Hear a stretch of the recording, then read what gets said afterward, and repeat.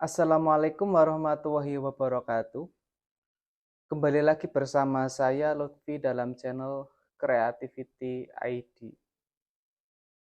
Mengapa kita diwajibkan untuk menghormati orang tua dan guru?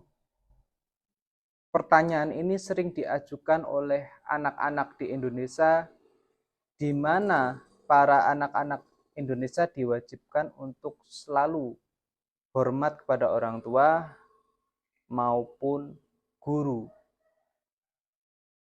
Penghormatan ini sangat kental sekali diajarkan kepada anak-anak dari usia 1 tahun hingga usia dewasa, usia kerja, bahkan kita senantiasa diingatkan oleh masyarakat, oleh kultur, oleh lingkungan pertemanan untuk selalu berbakti, untuk selalu menghormati, untuk selalu taat kepada orang tua. Mengapa ketaatan anak terhadap orang tua sangat tinggi, sangat erat di Indonesia? Mari kita akan bahas satu persatu. Mengapa kita diwajibkan untuk menghormati orang tua maupun guru?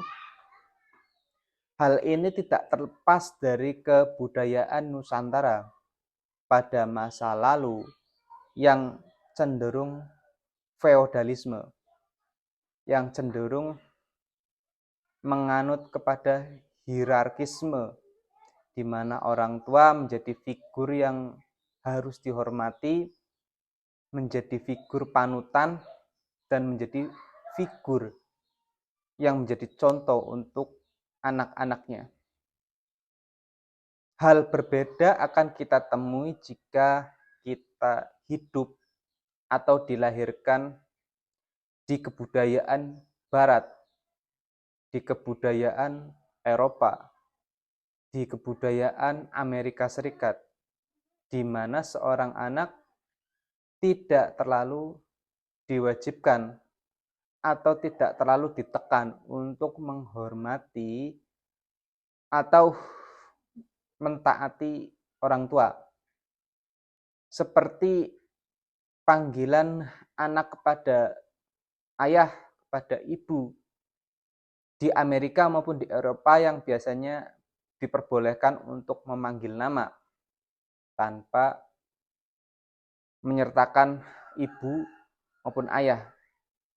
Boleh memanggil nama saja. Itu biasanya terjadi di kebudayaan Barat. Orang-orang Eropa, orang-orang Amerika. Memanggil kakaknya juga biasanya menggunakan nama saja. Tapi bukan berarti memanggil nama bisa diartikan sebagai tindakan yang kurang ajar, tindakan yang tidak tahu sopan santun, tidak tahu tata krama. Bagi orang Indonesia atau kebudayaan Indonesia, memanggil orang yang lebih tua dengan nama saja mungkin tidak sopan. Tapi di dunia Barat, hal itu bukanlah ketidaksopanan karena nilai kebudayaan, moralitas kebudayaan itu biasanya hanya bersifat temporal, hanya bersifat lokal. Suatu tatanan nilai kesopanan di berbagai negara bisa sangat berbeda. Misalnya di Rusia orang yang senyum-senyum atau ya biasa tersenyum ketika bertemu dengan orang Rusia dianggap tidak sopan. Karena orang Rusia sendiri biasanya sangat anti ya untuk tersenyum. Orang Rusia terkenal dengan sifatnya yang dingin. Jadi ketika kalian sedang berlibur ke Rusia, sedang berkunjung ke Rusia, sedang berkunjung ke kota-kota Moskow maupun Saint Petersburg, sangat disarankan untuk mengurangi senyum ya. Tapi kalau di Indonesia, senyum dianggap sebagai sebuah keramah tamahan, sebuah bentuk kesopanan.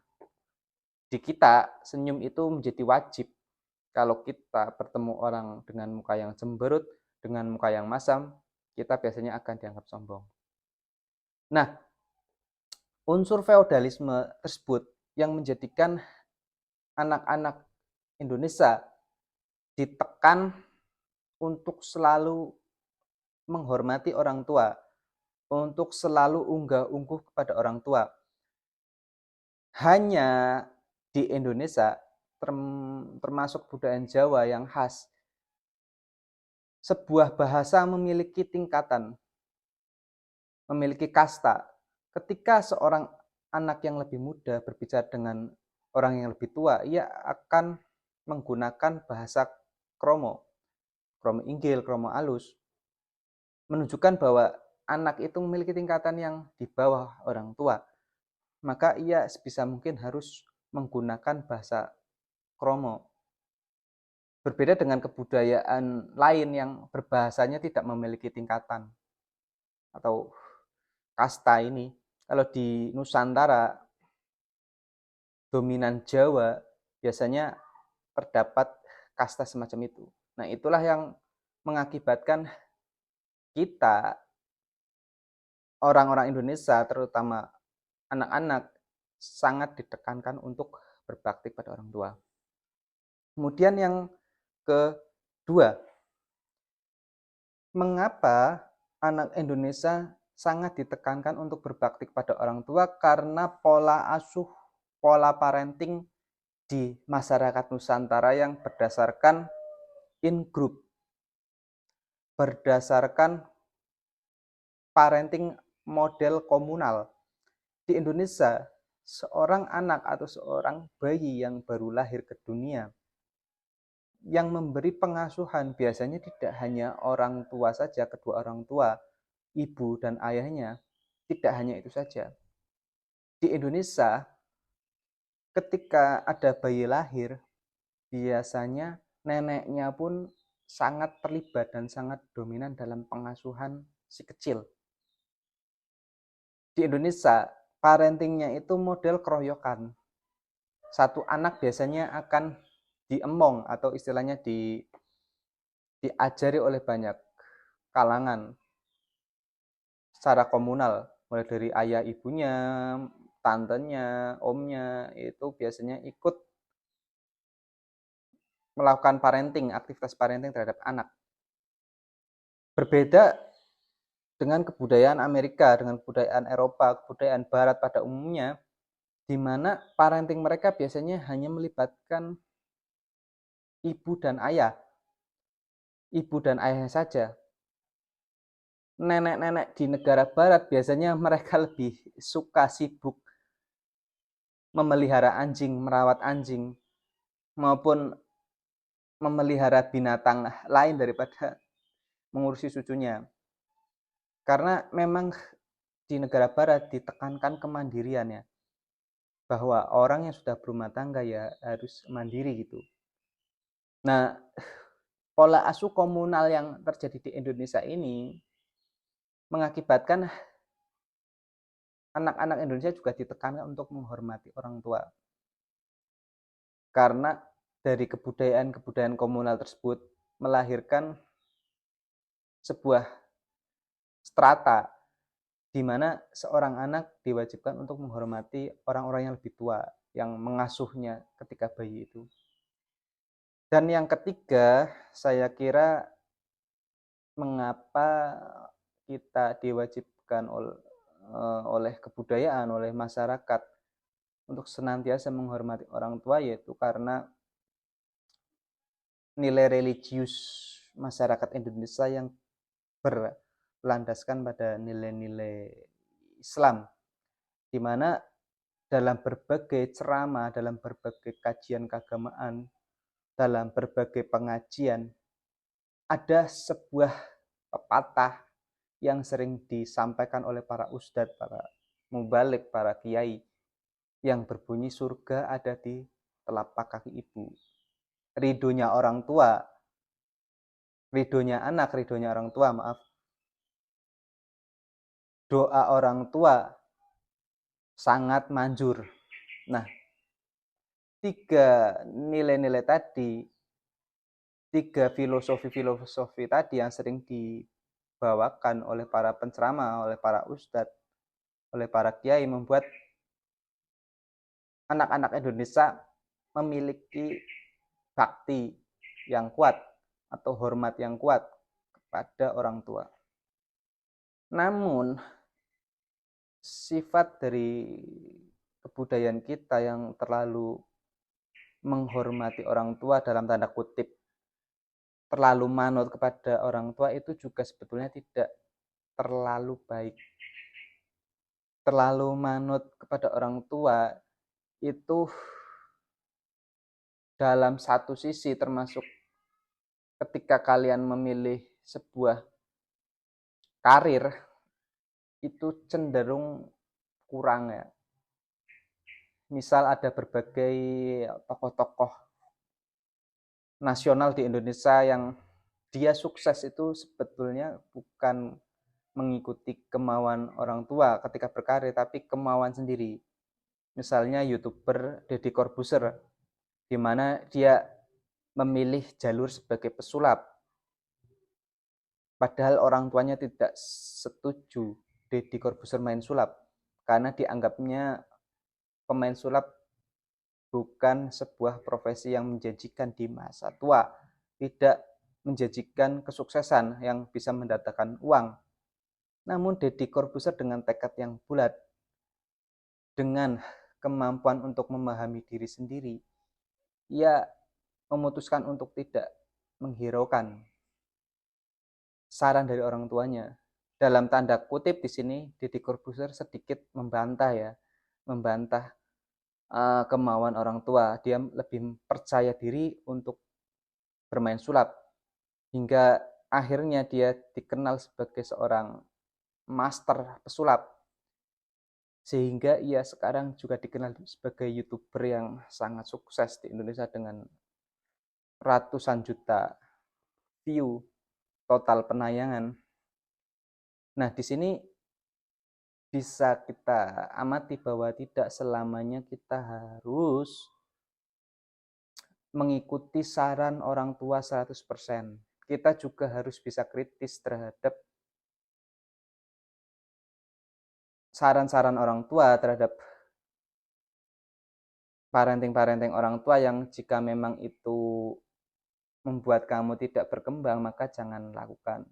Misal ketika kamu berkeinginan untuk kuliah, namun orang tua tidak menyetujui untuk kalian kuliah, maka kamu harus nekat ya, harus nekat kuliah. Jangan ikut saran orang tua, tidak kuliah. Kalian harus memberanikan diri untuk misal sembunyi-sembunyi kuliah ya, sambil misal bekerja sesuai dengan keinginan orang tua. Orang tua inginnya kamu setelah lulus SMA bekerja, tidak usah kuliah. Lah kamu bisa melakukan kuliah, bisa mendaftar kuliah secara sembunyi-sembunyi sambil tetap bekerja. Atau ketika orang tua melarang kamu untuk berkarir yang sesuai dengan bakat dan minatmu, tapi orang tua tidak setuju, tetap kamu lakukan itu. Karena di sini hormat itu sebetulnya bukan berarti kita harus taat terhadap perintah orang tua, bukan.